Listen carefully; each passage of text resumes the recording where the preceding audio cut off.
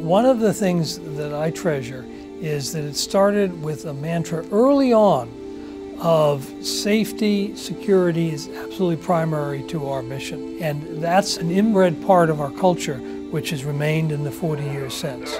All lines on deck. All lines on deck on the 0.6 headwind. We need a team on board every ship that is highly trained and attuned to what the issues are, that executes our policies and procedures above and beyond compliance. Well, here I am entering the main mission simulator, Star Center in Dania Beach, Florida. One of the most advanced maritime training facilities in the world. For us, when we are in the simulations, it's like we are on the ship. We act the same way, we communicate the same way. We have to do the same things on the simulator as we have to do on the ship. This is not a video game. So we practice all the bridge procedures that we normally have. We have a pre-arrival briefing where the whole bridge team that's going to be participating in the arrival discuss what we're going to be doing, how the maneuver is going to be conducted. We do the same thing before every departure on every ship departing every port. Obviously, when we're underway, the officers on the bridge are navigating the ship. The most junior officer in the bridge is responsible for manually plotting positions on that paper chart. And he's using or she's using traditional methods of determining your position, even though the same thing is happening automatically on electronic charts. So we think that's a good balance, and it keeps some of the most important skill sets of our profession as navigators alive and well. The navigational command, as we call it, the officer of the watch, the first officer, is in charge. And it's his responsibility to safely maneuver and navigate the ship. So they have a huge responsibility. And I go to sleep every night with full confidence that they're exercising that responsibility to the highest level of professionalism.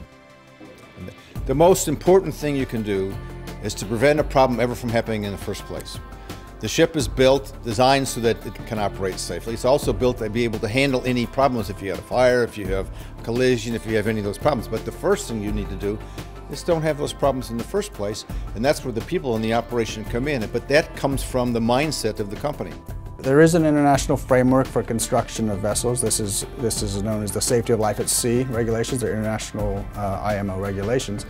Of course, we have met that, and we've actually gone beyond. I think that continuous improvement is something which is built also into our DNA. In fact, it's interesting in the area of safety. We started a safety advisory board which included a former head of the U.S. Coast Guard, former head of the British equivalent of the Coast Guard, one of the foremost professors of naval architecture and engineering in the world, and had a very interactive relationship with them at all points along the way. This is really the nerve center when something happens on board. Using these 4 screens is really a way that we can gain situational awareness for everybody who walks in the room. They can see what's going on immediately and get an overview of a situation, and then use the screens for information purposes. This is the fire detection system for the entire vessel. We have all of our teams in the computerized systems where we can put them on location. We have all of our emergency checklists in the system so we can track what's going on, and then we can actually replay that back for training purposes. One of the biggest innovations we have on this ship is our electronic mustering system. And that system is new in terms of how we muster our guests and how we account for everybody on board. And we do that using small PDAs where we can scan their CPAS cards. And in the safety center here, we can actually monitor the progress of mustering. We're really on the cutting edge of safety here. And what we plan to do is also take a lot of this technology and put it retroactively into our current fleet, because we're finding and learning so many new things and so much innovations in terms of safety here that we really want to translate that back, not only to our fleet, but we're being very open and very transparent with the entire industry. Because what we've learned on this ship will help enhance the safety of all ships.